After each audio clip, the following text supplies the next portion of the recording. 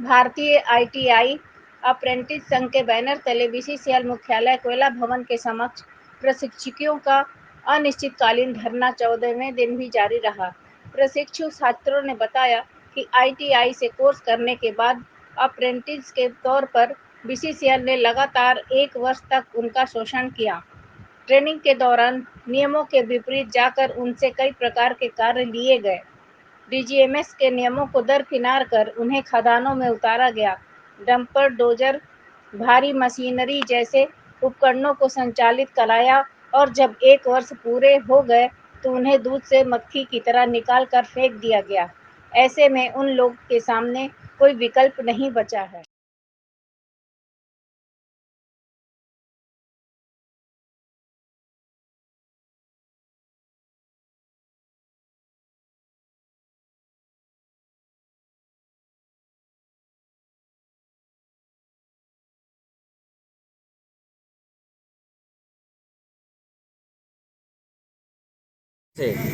मैं BCCL CMD और इनके जितने भी आला अधिकारी हैं उनको ये संदेश देना चाहता हूँ कि आज हम लोगों का ये धरना का 15वां दिन है और अभी तक बीसीसीएल सीएमडी गहरी नींद में सोई हुई है। जैसे घोड़ा बेचकर सोते हैं उसी तरह से यहाँ का सीएमडी, डीपी, जीएमपी साहब सब सोए हुए हैं और हम लोगों को सिर्फ आश्वासन दे रहे हैं कि आप लोग का काम प्रोसेस में है। काम प्रोसेस में है तो क्या प्रोसेस में है उसको आप एक्सपोज करिए, बतलाइए कि क्या हो रहा है नहीं हो रहा। ये लोग सिर्फ एक दूसरे पे बॉल जैसे फेंकते हैं उस तरह से डीपी साहब सीएमडी पे, सीएमडी साहब जीएम पे और जीएम साहब जीएमपी पे, यही काम इन लोग का चल रहा है। और हम लोग जो यहाँ इतनी कड़ी धूप, बरसात, पानी, आंधी तूफान में भी बैठे हुए हैं लेकिन अभी तक इन लोगों के कोई भी जो है कि मामला संज्ञान में नहीं लिया जा रहा है। सिर्फ एक दूसरे पे फेंका फेंकी का काम कर रहे हैं और हम लोग ये बताना चाहते हैं कि अगर अभी से भी बीसीसीएल मैनेजमेंट इस पर जल्द से जल्द संज्ञान नहीं लेती है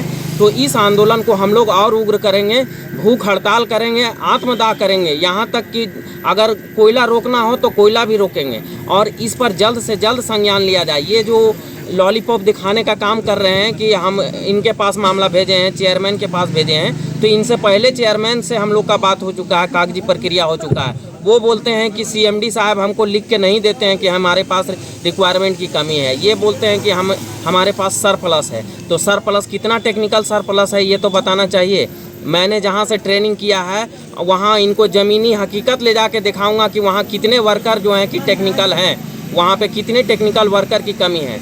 ये सिर्फ जो आउटसोर्सिंग चलती है उसके बदौलत ये बता रहे हैं कि हमारे पास सरप्लस है। अगर आपके पास सरप्लस था तो फिर हम ट्रेनियों को एक वर्कर की तरह क्यों काम करवाया गया? वहाँ पे माइंस में भेजा गया, डोजर पे, डंपर पे, ड्रिल पे, इन सभी चीज़ों पे काम करवाया गया।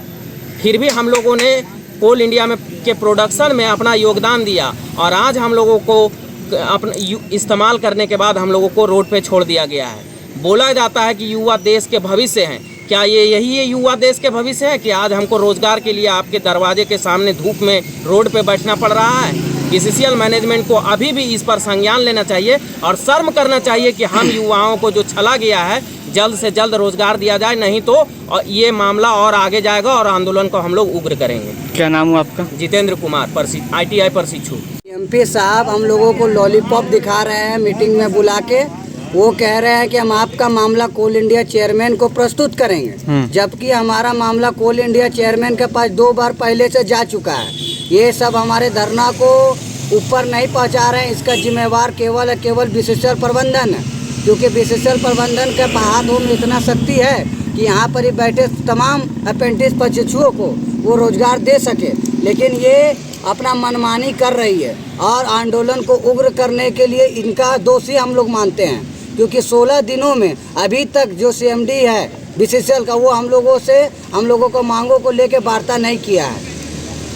इसके बाद आप लोग क्या करेंगे? इसके बाद हम लोग आंदोलन को और उग्र करेंगे, भूख हड़ताल करेंगे, जरूरत पड़े तो आत्मदाह करेंगे, कोयला खदान बंद करना पड़े, चाहे मुख्य गेट को जाम करना पड़े, चाहे हम सभी को जेल जाना पड़े, लेकिन हम लोग रोजगार लेके ही यहाँ से उठेंगे। ये निश्चय करके निकले हम लोग घर से। क्या नाम हुआ आपका? हमारा नाम पवन कुमार, बीसीसीएल अप्रेंटिस संघ अध्यक्ष। मेन मांग है, आज हम लोगों का 16वां दिन है अनिश्चितकालीन धरना का और हम लोग का जो मुख्य जो उद्देश्य रहा है कि हम लोग 3 साल से लगातार बीसीसीएल के आईटीआई अप्रेंटिस प्रशिक्षु जो 1 वर्ष के अप्रेंटिस प्रशिक्षण करके हम लोगों को बैठा दिया गया है और आगे किसी भी रोजगार का योजना नहीं बनाया जा रही है। और दूसरा कि हम लोग रोजगार के लिए यहाँ से लेके कोयला मंत्रालय तक, सदन तक हम लोगों का मामला गुंजा, राज्यसभा से लोकसभा तक, फिर भी मैनेजमेंट कोई संज्ञान नहीं ले रही। आज 16वां दिन है, लेकिन मैनेजमेंट के तरफ से कोई भी पदाधिकारी से हम लोग का सहमति नहीं बना है। वो पदाधिकारी देखने तक नहीं आ रहे हैं कि इनका क्या मांग है, क्या उद्देश्य है और क्या इनको चाहिए। और हम लोग यही कहना चाहते हैं कि प्रबंधन इस बात को जल्दी संज्ञान ले और तत्काल जो है संविदा पर या किसी अन्य रास्ते से हम लोग को रोजगार मुहैया कराए, क्योंकि कंपनी हम लोग को त्राही कर दी है। हम लोग भूखमरी के कागार पे हैं और सब डिप्रेशन के शिकार होते जा रहे हैं। और उम्र दराज आदमी जो अभी है, जिनका उम्र सीमा भी ख़त्म होते जा रहा है, क्योंकि हम लोगों को किसी भी तत्कार का रोजगार अभी हम लोगों को उपलब्ध नहीं कराया जा रहा। और अगर कंपनी नहीं मानती है तो 1-2 दिन के भीतर हम लोग कंपनी गेट जाम करेंगे, आगे होगा तो भूख हड़ताल करेंगे, अनशन पर बैठेंगे। क्या नाम हुआ आपका? सूरज कुमार हुआ, महामंत्री है। संविदा में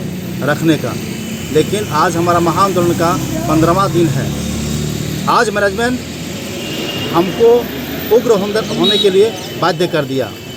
हमारा तमाम टीम लीडर, तमाम साथी उग्र होने के लिए बाध्य हो गए हैं। कभी भी किसी भी समय जो है हम लोग गेट में ताला लगाने का काम करेंगे और मुनेडी कोलियारी को बंद करने का भी काम करेंगे।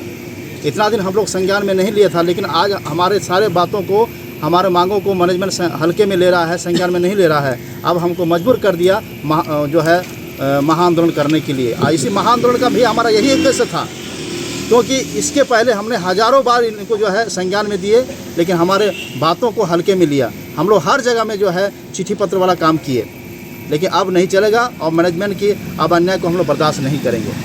धन्यवाद। मैं विमल कुमार वानी, BCCL अध्यक्ष।